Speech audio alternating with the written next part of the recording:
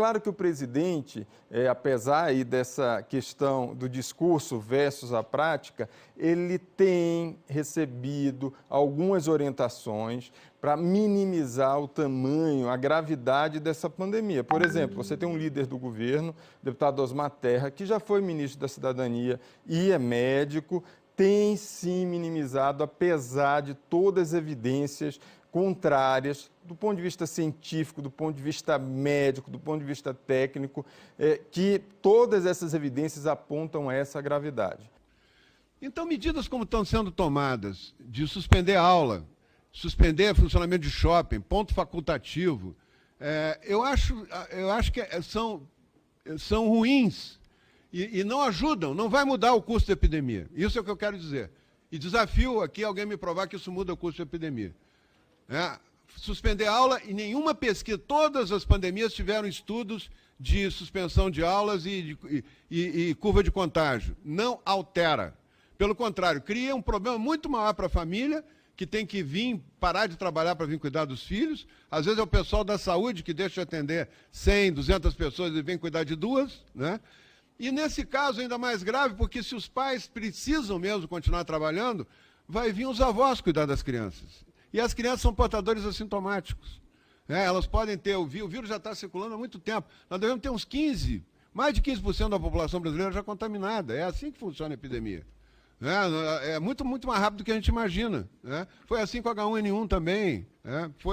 Em algumas regiões vai ter mais, outras vai ter menos, porque a circulação do vírus é maior número do que nas outras. Tem um líder do governo, deputado Osmar Terra, que já foi ministro da Cidadania e é médico, tem sim minimizado, apesar de todas as evidências contrárias, do ponto de vista científico, do ponto de vista médico, do ponto de vista técnico, que todas essas evidências apontam essa gravidade. Eu acho que tomar medidas de prevenção é muito importante. Ensinar as pessoas a lavar as mãos, que ela mudou de ambiente, tem que lavar, tem que usar álcool gel quando puder, quando não puder, sabão mesmo, né, tem que usar. Ela, tendo qualquer sinal de infecção, tem que se recolher, ficar isolada, e eu sou a favor que a família fique em quarentena junto com essa pessoa, quem ela tem mais contato, né? E são as medidas possíveis, né, para evitar que haja um contágio maior naquela região. Mas ela vai progredir, ela tem uma curva, a epidemia de Wuhan, e a epidemia do H1N1 no Rio Grande do Sul, eu tenho a curva, ela é igual, a curva é igualzinha. Ela sobe em 6 semanas e desce em 6 semanas, 7 semanas. Né? Ela atinge um grau grande de gente, quando atinge um percentual da população importante com contágio, né, com anticorpos, ela cai, ela para de progredir a epidemia. Mas ela continua ainda, ela fica solta no tempo. Agora, por exemplo, ano passado, em 2019, morreram 750 pessoas com H1N1 no Brasil. 750. Eu acho que não vai morrer tanta gente do coronavírus no Brasil. Morreram 2 pessoas por dia, presidente, com H1N1 ano passado, e ninguém tocou no assunto. Não teve um jornal que publicou nada. Ninguém falou nada, ninguém disseminou pânico, não quebrou a indústria, como está quase se quebrando agora, não se quebrou o comércio, não se semeou pânico na população. Né? Eu acho que o comportamento das autoridades que estão suspendendo a atividade, agora suspenderam o trânsito de ônibus no ABC. Quanto tempo vai ficar isso? Vamos supor até que isso diminuísse a velocidade da epidemia. Mas se diminuir a velocidade, quando retomar, volta a velocidade. Vai haver o contágio igual. Qual é o problema? Resolve alguma coisa? Isso não resolve. Né? Não há trabalhos mostrando que isso tem impacto no conjunto da epidemia. Né? E é isso que eu quero chamar a atenção. Mas vai diminuir a necessidade de hospital, né? Porque vai retardar. Eu duvido que isso aconteça, mas se diminuir, se for real isso, nós estamos preocupados com o hospital, não estamos preocupados com o contágio. O que as pessoas dizem que diminuindo a velocidade vai poder organizar melhor o serviço de saúde, é em função do serviço de saúde. Ele não está contando que vai ter menos gente contaminada. Tem um líder do governo, deputado Osmar Terra, que já foi ministro da Cidadania e é médico, tem sim minimizado, apesar de todas as evidências contrárias, do ponto de vista científico, do ponto de vista médico, do ponto de vista técnico, que todas essas evidências apontam essa gravidade. Né? Então, eu acho que o que eu quero dizer é o seguinte: a população não pode ficar em pânico com isso. Né? Porque a epidemia ela sobe e desce. Eu no período do Zika vírus, eu era presidente da Comissão de Saúde aqui da Câmara, e eu comecei a fazer a curva e fiquei em pânico. A curva do Zika era uma curva que em pouco tempo ia ter 30 mil crianças com microcefalia. E quando chegou ali 5 mil e pouca, pum, sumiu a epidemia, parou. Por quê? E não apareceu mais mulher grávida tendo criança com microcefalia. Por quê? Porque todas se contaminaram. Todas tinham anticorpos já para o vírus. Tem um líder do governo, deputado Osmar Terra, que já foi ministro da Cidadania e é médico, tem sim minimizado, apesar de todas as evidências contrárias, do ponto de vista científico, do ponto de vista médico, do ponto de vista técnico, que todas essas evidências apontam essa gravidade. Então, presidente, eu quero só manifestar que eu acho que nós temos que, como o ministro Mandetta está sugerindo, concentrar na população de idosos. Eu acho que aí essa comissão podia ajudar. Né? Podia ajudar, primeiro, orientando a família a não...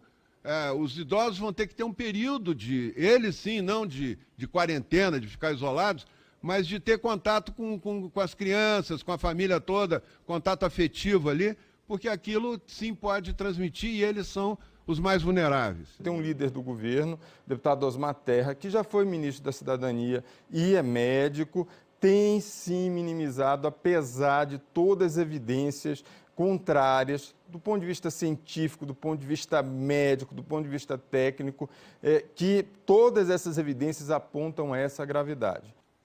Que nós temos uma missão importante de não destruir a economia brasileira. As consequências do que está se fazendo hoje, esse alarmismo, porque pode achar, o gestor, ele toma a medida mais drástica possível, que é para parecer que ele está fazendo alguma coisa. Ele não tem base científica. Suspender a aula não tem nenhuma base científica. Nenhuma evidência científica que suspender a aula muda o curso da doença. E, no entanto, vários governadores estão suspendendo a aula por tempo indeterminado. Agora eu vi que tem risco de ficar shoppings fechados até o fim de abril. Isso não tem sentido. A atividade, imagina, fechar os shoppings, se fecha a atividade do comércio, que hoje se dá na maior parte das grandes cidades através dos shoppings. Isso diminui o consumo de produtos industriais, isso leva a desemprego, fechamento de indústrias, vai dar uma quebradeira no país por medidas exageradas, por medidas que não são ponderadas, não são equilibradas em relação ao controle da epidemia. Quando nós estávamos enfrentando o H1N1, os médicos diziam que ia acabar o mundo. Tinha médico, o chefe da UTI do Hospital de Clínicas de Porto Alegre, escreveu um artigo na Zero Hora dizendo que ele nunca tinha visto tanta gente em ciência respiratória, tanta gente morrendo nas UTIs, e que aquilo ia ser um apocalipse, em outras palavras. Então, assustando todo mundo, né? E não foi isso que aconteceu. Né? Claro que morreram pessoas, cada morte não tem preço, né? É uma tragédia pessoal e para todo mundo, mas o curso das epidemias ele é universal, ele tem padrões. E nós temos que ter uma comissão científica em cada estado, em cada município. A maior dificuldade que eu tinha era convencer os prefeitos a voltar a abrir as escolas. Os prefeitos queriam mostrar para a população que eles estavam fazendo alguma coisa, então não podia abrir a escola. E todo mundo se prejudica com isso. Né? A atividade econômica toda vai para o espaço. Né? Nós estamos promovendo no Brasil, por falta de equilíbrio e falta de trabalhar em evidências científicas e explicar as coisas como tem que ser explicadas, a maior recessão vai ser muito maior que a recessão do período de Dilma, que vai acontecer agora. Né? Porque o Brasil não tem como manter essas empresas. O ministro Paulo Guedes liberou 140 bilhões, isso vai ser fichinha, perto da necessidade que vai ter, com o desemprego em massa que vai ter, com as empresas grandes quebrando, né? E com os autônomos, que nós temos que ajudar também. O que nós estamos fazendo, os erros que nós estamos cometendo agora na condução, vão causar recessão por anos, miséria, pobreza, subalimentação, que vai ter um dano muito maior que essa epidemia. Uma coisa é orientar a população, outra coisa é assustar a população. E assustar é bem mais fácil do que orientar. Tem um líder do governo, deputado Osmar Terra, que já foi ministro da Cidadania e é médico, tem sim minimizado, apesar de todas as evidências contrárias, do ponto de vista científico, do ponto de vista médico, do ponto de vista técnico, que todas essas evidências apontam essa gravidade. Eu acho que essa epidemia ela é uma pandemia semelhante às outras, não tem uma pandemia igual a outra, né? Elas são semelhantes. Ela vai ter uma letalidade menor, pelo que a gente viu na China, pelo que a gente está vendo na Europa, porque tira a Lombardia, que é um caso específico, no restante da Europa a mortalidade é baixa, é muito baixa, né? E a progressão também não é tão alta, né? Então nós temos uma epidemia que está evoluindo de forma... ela tem um tipo de contágio, parece maior que o do H1N1, que outras epidemias, mas ela também tem uma letalidade baixa e atinge as pessoas mais frágeis e principalmente a população acima dos 70 anos, né?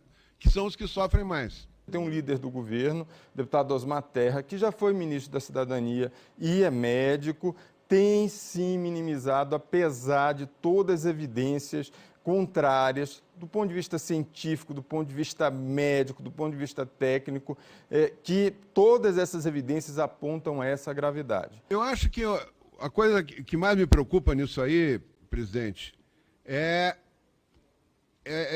o pânico que tenta se colocar à população. É muito fácil disseminar o pânico, né, na população durante uma epidemia, muito fácil. Isso dá mais audiência, vende mais jornal, né? A coisa mais fácil do mundo é assustar as pessoas. Eu acho que o fácil é disseminar o pânico, o difícil é explicar certinho para as pessoas o que tem que ser explicado, que é um fio da navalha. Eu acho que o deputado Frederico colocou muito bem, né? E eu compartilho com ele as preocupações. Eu acho que muito, muito pior do que essa epidemia vai ser as consequências depois, a miséria, o que pode acontecer, o aumento da pobreza, que vai acontecer por causa do pânico.